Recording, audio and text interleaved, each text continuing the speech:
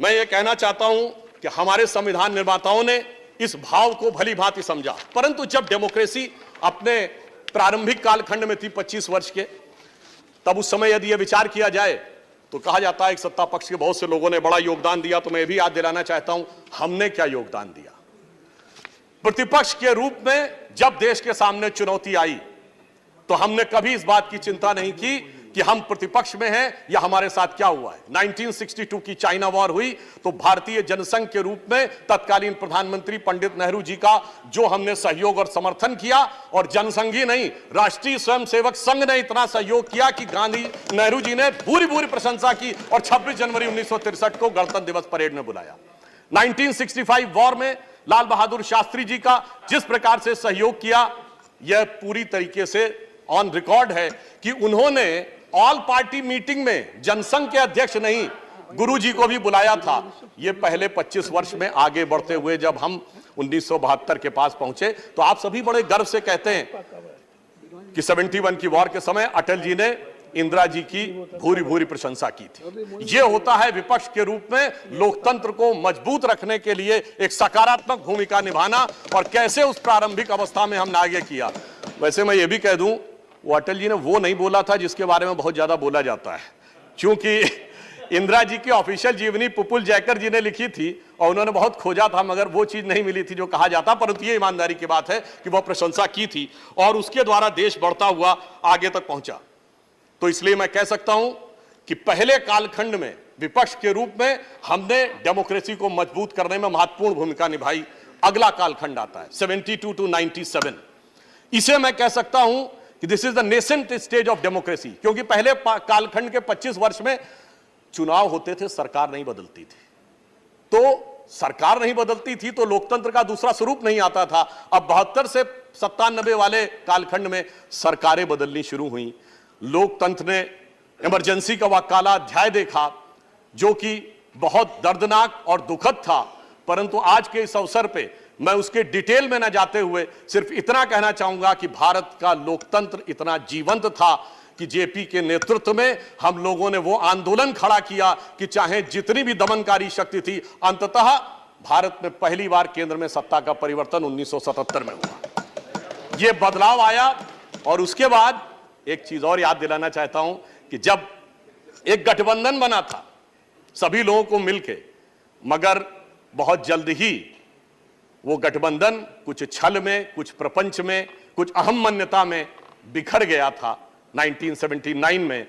तो मैं याद दिलाना चाहता हूं इस संसद ने वो भी देखा कि ये 24 दिन की सरकार बनी, प्रधानमंत्री जी सदन में नहीं आए, और उस समय अटल जी ने दुखी होकर एक कविता लिखी थी। आप सबने वो तो सुना होगा ना, गीत नया गाता हूं, पर उन्होंने लिखा था गीत नहीं गाता हूं। उन्होंने लिखा था उस समय की घटना से दुखी होकर कि लगी कुछ ऐसी नजर, बिखरा शीशे सा शहर, अपनों के मेले में मीत नहीं पाता हूं, गीत नहीं गाता हूं, गीत नहीं गाता हूं। आज मेला कई बार लग चुका है, पटना से लेके बेंगलुरु से लेके मुंबई तक।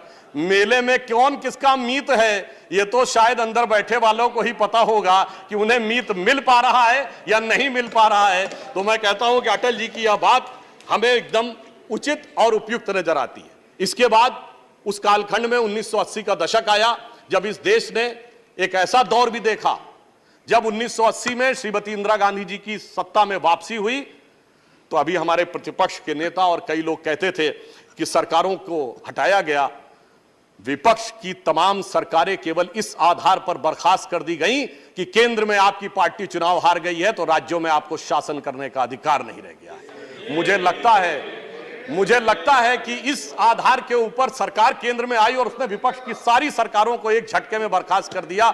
यह भी लोकतंत्र के लिए एक चुनौती का दौर था। और 80 के दशक में दो सबसे शक्तिशाली सरकारें हम लोगों ने देखी, श्रीमती इंदिरा गांधी जी की 2/3 बहुमत की सरकार और राजीव गांधी जी की 80% बहुमत की सरकार। मगर इसी समय में देश ने बहुत बड़ी चुनौतियां, यह भी विडंबना थी कि सबसे शक्तिशाली बहुमत की सरकारों के दौर में आतंकवाद भी देश ने सबसे भयानक रूप में उठता हुआ देखा। फिर एक दौर आया जब 1980 के दशक का अंत हुआ और उस समय राष्ट्रवाद एक नए स्वरूप में उभरा। भारत के समाज में भी परिवर्तन आया, सामाजिक न्याय एक नए स्वरूप में उभरा, श्री राम जन्मभूमि का आंदोलन उभरा और इस देश की पॉलिटिक्स यूनिपोलर से बाइपोलर हुई। जब 1991 में हम लोग मुख्य विपक्षी दल बने 120 सीटों के साथ, और उसी समय अर्थव्यवस्था का भी पुराना ढांचा टूटा। जो नेहरूवियन मॉडल था, वो उस समय doctor Manmohan Singh finance minister थे और श्री पीवी नरसिम्हा राव जी प्रधानमंत्री थे, उन्होंने उसको समाप्त किया। और मुझे याद है, मैं तो बहुत बच्चा था उस समय, स्टूडेंट था, उस खुली अर्थव्यवस्था में भाषण देते हुए सदन में अटल जी ने बड़े चुटीले अंदाज में एक बात कही थी। उन्होंने कहा था कि अर्थव्यवस्था के दरवाजे खोल दिए गए हैं, कह दिया गया अब खुली अर्थव्यवस्था आ गई है। मगर उन्होंने कहा, सभापति महोदय, जितने दरवाजे आगे के खोले गए उतने पीछे के दरवाजे भी खोल दिए गए। और फिर उन्होंने कहा, कुछ तो ऐसे भी हैं जो पीछे के दरवाजे ही नहीं, रोशनदान से भी अंदर आने के लिए दरवाजे खोल दिए गए हैं।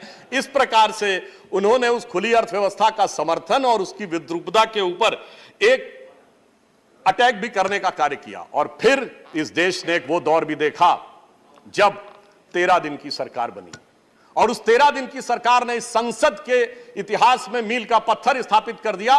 जब संसद की सीधी कार्रवाई का प्रसारण हमने उस 13 दिन की सरकार में प्रारंभ किया, तो लोकतंत्र में पारदर्शिता और संसदीय कार्य की पारदर्शिता में मील का पत्थर हमने 1996 में 13 दिन की सरकार में स्थापित किया।